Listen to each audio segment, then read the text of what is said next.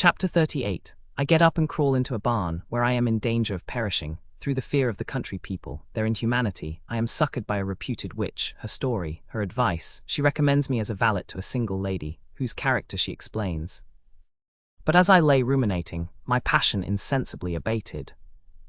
I considered my situation in quite another light, from that in which it appeared to me at first, and the result of my deliberation was to rise if I could, and crawl to the next inhabited place for assistance. With some difficulty I got upon my legs, and having examined my body, found I had received no other injury than 2 large contused wounds, one on the fore and another on the hinder part of my head, which seemed to be occasioned by the same weapon, namely, the butt end of a pistol. I looked towards the sea, but could discern no remains of the ship, so that I concluded she was gone to pieces, and that those who remained in her had perished.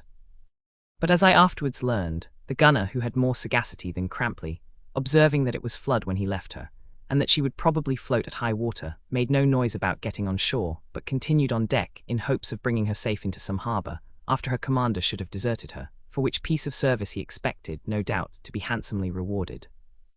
This scheme he accordingly executed, and was promised great things by the Admiralty for saving His Majesty's ship, but I never heard he reaped the fruits of his expectation. As for my own part, I directed my course towards a small cottage I perceived, and in the road picked up a seaman's old jacket, which I suppose the thief who dressed himself in my clothes had thrown away. This was a very comfortable acquisition to me, who was almost stiff with cold. I therefore put it on, and as my natural heat revived, my wounds, which had left off bleeding, burst out afresh. So that, finding myself excessively exhausted, I was about to lie down in the fields, when I discovered a barn on my left hand, within a few yards of me. Thither I made shift to stagger, and finding the door open, went in, but saw nobody. However, I threw myself upon a truss of straw, hoping to be soon relieved by some person or other. I had not lain here many minutes, when I saw a countryman coming with a pitchfork in his hand, which he was upon the point of thrusting into the straw that concealed me, and in all probability would have done my business, had I not uttered a dreadful groan, after having essayed in vain to speak. This melancholy note alarmed the clown, who started back, and discovering a body all besmeared with blood, stood trembling, with the pitchfork extended before him, his hair bristling up, his eyes staring, his nostrils dilated, and his mouth wide open. At another time I should have been much diverted by this figure, which preserved the same attitude very near 10 minutes, during which time I made many unsuccessful efforts to implore his compassion and assistance. But my tongue failed me, and my language was only a repetition of groans. At length an old man arrived, who, seeing the other in such a posture, cried, "Mercy upon N, the Liad's bewitched. Why, Dick, beest thou beside thyself?" Dick, without moving his eyes from the object that terrified him, replied, "Oh, vather, here be either the devil or a dead moan. I don't know which when, but a groans woundily." The father, whose eyesight was none of the best, pulled out his spectacles, and, having applied them to his nose, reconnoitred me over his son's shoulder. But no sooner did he behold me, than he was seized with a fit of shaking, even more violent than Dick, and with a broken accent addressed me thus: "In the name of the Vather, Son, and Holy Ghost, I charge you, and you been Satan, to be gone to the Red Zen. But an you be a mordid moan, speak, that you may have a Christian burial." As I was not in a condition to satisfy him in this particular, he repeated his conjuration to no purpose, and they continued a good while in the agonies of fear. At length the father proposed that the son should draw nearer, and take a more distinct view of the apparition, but Dick was of opinion that his father should advance first, he being an old man past his labour, and if he received any mischief, the loss would be the smaller. Whereas he himself might escape, and be useful in his generation, this prudential reason had no effect upon the senior, who still kept Dick between me and him. In the meantime I endeavoured to raise one hand as a signal of distress, but had only strength sufficient to produce a rustling among the straw, which discomposed the young peasant so much, that he sprang out at the door, and overthrew his father in his flight. The old gentleman would not spend time in getting up, but crawled backwards like a crab, with great speed, till he had got over the threshold, mumbling exorcisms all the way. I was exceedingly mortified to find myself in danger of perishing through the ignorance and cowardice of these clowns, and felt my spirits decay apace, when an old woman entered the barn, followed by the 2 fugitives, and with great intrepidity advanced to the place where I lay, saying, "If it be the devil I fear and not, and for a dead moaner can do us no harm." When she saw my condition, she cried, "Here be no devil, but in your own fool's head. Here be a poor miserable wretch bleeding to death, and if a dies, we must be at the charge of burying him. Therefore, Dick, go fetch the old wheelbarrow and put N in, and carry N to Goodman Hodge's back door. He is more able than we to pay out money upon poor vagrants. Her advice was taken, and immediately put in execution. I was rolled to the other farmer's door, where I was tumbled out like a heap of dung,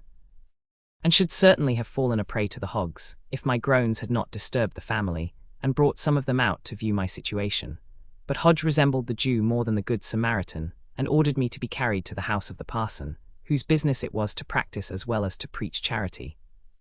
Observing that it was sufficient for him to pay his quota towards the maintenance of the poor belonging to his own parish, when I was set down at the vicar's gate, he fell into a mighty passion, and threatened to excommunicate him who sent, as well as those who brought me, unless they would move me immediately to another place. About this time I fainted with the fatigue I had undergone, and afterwards understood that I was bandied from door to door through a whole village, nobody having humanity enough to administer the least relief to me, until an old woman who was suspected of witchcraft by the neighbourhood, hearing of my distress, received me into her house, and having dressed my wounds, brought me to myself with cordials of her own preparing. I was treated with great care and tenderness by this grave matron, who, after I had recovered some strength, desired to know the particulars of my last disaster. This piece of satisfaction I could not refuse to one who had saved my life, therefore related all my adventures without exaggeration or reserve.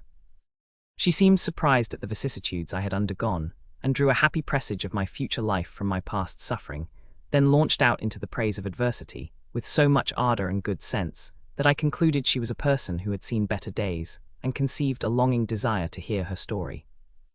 She perceived my drift by some words I dropped, and smiling told me there was nothing either entertaining or extraordinary in the course of her fortune, but however she would communicate it to me, in consideration of the confidence I had reposed in her.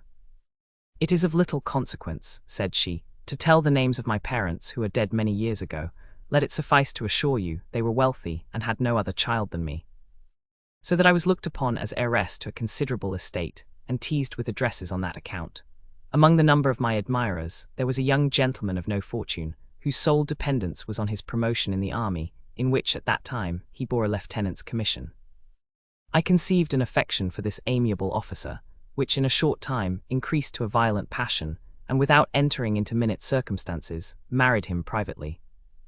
We had not enjoyed one another long in stolen interviews, when he was ordered with his regiment to Flanders, but before he set out, it was agreed between us that we should declare our marriage to my father by letter, and implore his pardon for the step we had taken without his approbation.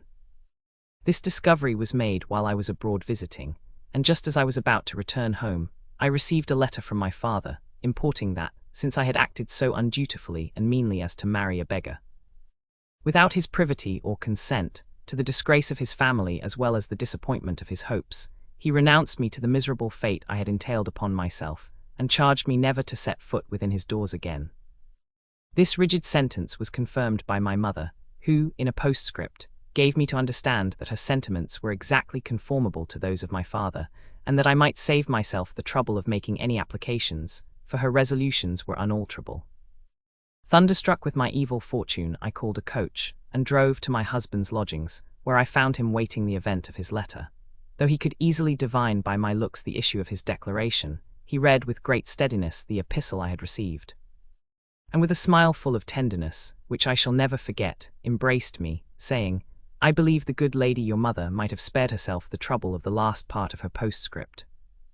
Well, my dear Betty, you must lay aside all thoughts of a coach, till I can procure the command of a regiment." This unconcerned behaviour, while it enabled me to support my reverse of fortune, at the same time endeared him to me the more, by convincing me of his disinterested views in espousing me. I was next day boarded in company with the wife of another officer, who had long been the friend and confidant of my husband, at a village not far from London, where they parted with us in the most melting manner, went to Flanders, and were killed in sight of one another at the Battle of the Wood. Why should I tire you with a description of our unutterable sorrow at the fatal news of this event, the remembrance of which now fills my aged eyes with tears? When our grief subsided a little, and reflection came to our aid, we found ourselves deserted by the whole world, and in danger of perishing by want. Whereupon we made application for the pension, and were put upon the list. Then, vowing eternal friendship, sold our jewels and superfluous clothes, retired to this place, which is in the county of Sussex, bought this little house, where we lived many years in a solitary manner, indulging our mutual sorrow, till it pleased heaven to call away my companion 2 years ago. Since which time I have lingered out an unhappy being, in hopes of a speedy dissolution, when I promised myself the eternal reward of all my cares. In the meantime, continued she, I must inform you of the character I bear among my neighbours. My conversation being different from that of the inhabitants of the village, my recluse way of life, my skill in curing distempers, which I acquired from books since I settled here, and lastly, my age having made the common people look upon me as something preternatural, and I am actually at this hour believed to be a witch. The parson of the parish, whose acquaintance I have not been at much pains to cultivate, taking umbrage at my supposed disrespect, has contributed not a little towards the confirmation of this opinion, by dropping certain hints to my prejudice among the vulgar, who are also very much scandalized at my entertaining this poor tabby cat with the collar about her neck, which was a favourite of my deceased companion. The whole behaviour of this venerable person was so primitive, innocent, sensible, and humane, that I contracted a filial respect for her, and begged her advice with regard to my future conduct, as soon as I was in a condition to act for myself. She dissuaded me from a design I had formed of travelling to London, in hopes of retrieving my clothes and pay, by returning to my ship, which by this time I read in the newspaper was safely arrived in the River Thames. Because, said she, you run the hazard of being treated not only as a deserter in quitting the sloop, but also as a mutineer in assaulting your commanding officer, to the malice of whose revenge you will moreover be exposed. She then promised to recommend me, as servant to a single lady of her acquaintance, who lived in the neighbourhood with her nephew, who was a young fox-hunter of great fortune, where I might be very happy, provided I could bear with the disposition and manners of my mistress, which were somewhat whimsical and particular. But above all things she counselled me to conceal my story, the knowledge of which would effectually poison my entertainment, for it was a maxim, among most people of condition, that no gentleman ought to be admitted into a family as a domestic, lest he become lazy and insolent. I was fain to embrace this humble proposal, because my affairs were desperate, and in a few days was hired by this lady, to serve in quality of her footman, having been represented by my hostess as a young man who was bred up to the sea by his relations against his will, and had suffered shipwreck, which had increased his disgust to that way of life so much, that he rather chose to go to service on shore, than enter himself on board of any other ship. Before I took possession of my new place, she gave me a sketch of my mistress's character, that I might know better how to regulate my conduct. Your lady, said she, is a maiden of 40 years, not so remarkable for her beauty as her learning and taste, which is famous all over the country. Indeed, she is a perfect female virtuoso, and so eager after the pursuit of knowledge that she neglects her person even to a degree of sluttishness. This negligence, together with her contempt of the male part of the creation, gives her nephew no great concern, as by these means he will probably keep her fortune, which is considerable in the family. He therefore permits her to live in her own way, which is something extraordinary, and gratifies her in all her whimsical desires. Her apartment is at some distance from the other inhabited parts of the house, and consists of a dining room, bedchamber, and study. She keeps a cook-maid, a waiting-woman and footman of her own, and seldom eats or converses with any of the family but her niece, who is a very lovely creature, and humours her aunt often to the prejudice of her own health by sitting up with her whole nights together. For your mistress is too much of a philosopher to be swayed by the custom of the world, and never sleeps nor eats like other people. Among other odd notions, she professes the principles of Rosicrucius, and believes the earth, air, and sea are inhabited by invisible beings, with whom it is possible for the human species to entertain correspondence and intimacy, on the easy condition of living chaste. As she hopes one day to be admitted into an acquaintance of this kind, she no sooner heard of me and my cat, than she paid me a visit, with a view, as she has since owned, to be introduced to my familiar, and was greatly mortified to find herself disappointed in her expectation. Being by this visionary turn of mind abstracted as it were from the world, she cannot advert to the common occurrences of life,